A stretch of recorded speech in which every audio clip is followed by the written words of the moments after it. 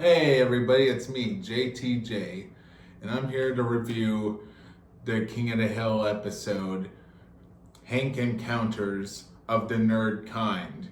Again, I have to point out, Rick and Morty already did a title similar to that.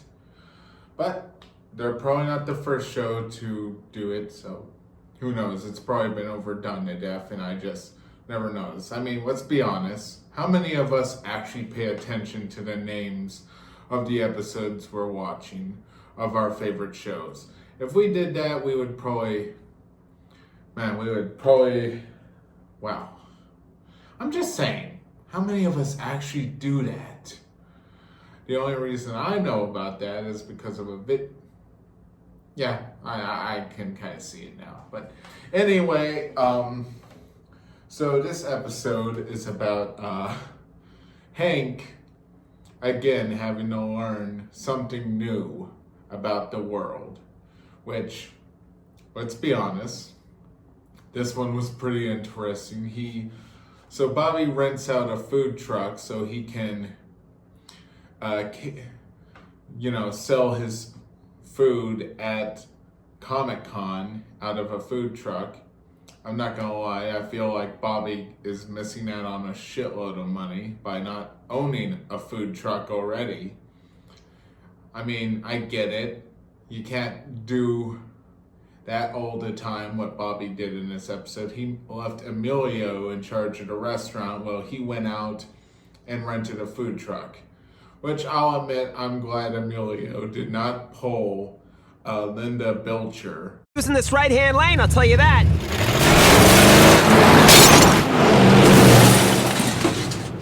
Len, I think this is the sidewalk. Use the crosswalk, you maniac! You're gonna get yourself killed! And, we all seen that Bob's Burgers episode. But anyway, so Hank decides to help Bobby drive the food truck because Bobby has no idea how the fuck to drive a food truck. And all in all honesty, I probably know nothing about driving a food truck myself. I'm not gonna drive a food truck. I'm just telling you that right now. I'm so glad I don't work for a food truck or I don't run a food truck. I am so glad I am not in a restaurant game. But I'd probably have the same problem with an RV or in a bus. I am not driving either. But Hank helps Bobby drive the food truck, and what happens is Hank also decides to help spread the word at the Comic-Con for Bobby about the food truck, which makes sense because if Bobby's not at the food truck, who's gonna be ready to serve the food when people actually do show up to the food truck?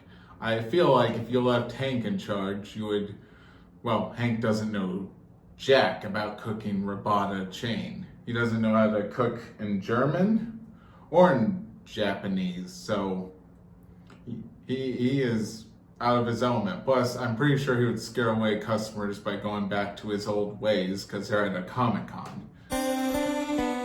Hey, fatty! You are fat! So he goes into the Comic-Con and, let's be honest, it's Hank at a Comic-Con. Let's do the math here. Hank plus a bunch of people who love sci-fi equals, that. But no, he goes in there and he tries to get people to go, but he doesn't know the language of us nerds.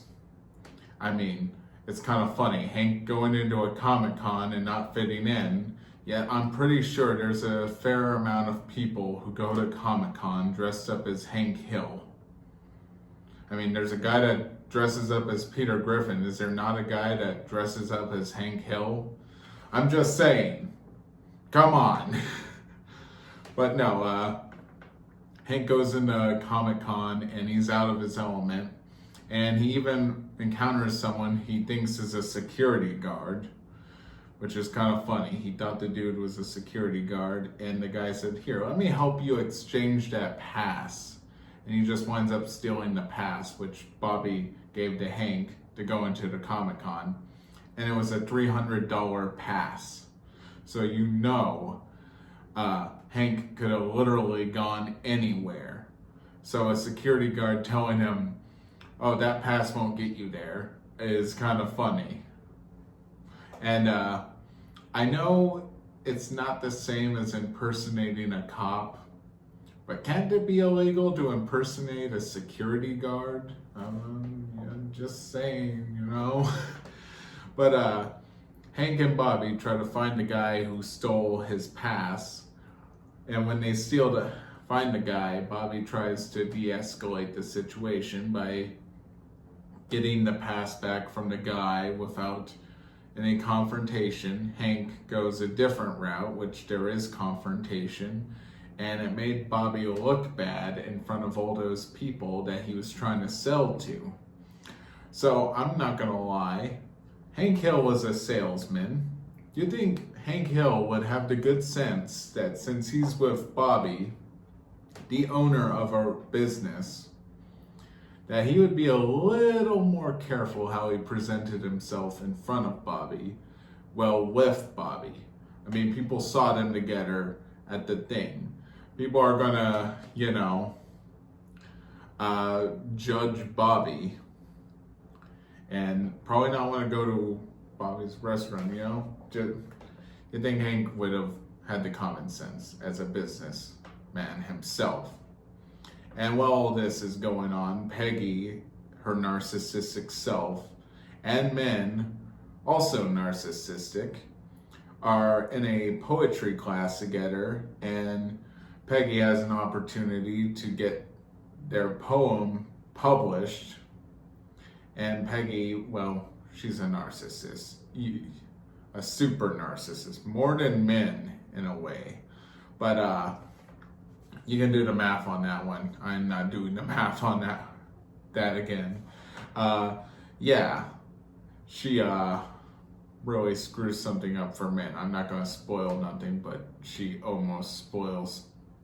Actually, I think she did spoil something for men. But anyway, what would I rate this episode?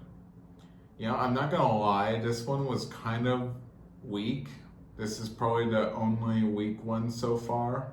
I wasn't big on it, but I think I will rate it a 5.7. But let's see what the next episode's gonna be. I'm kind of curious myself.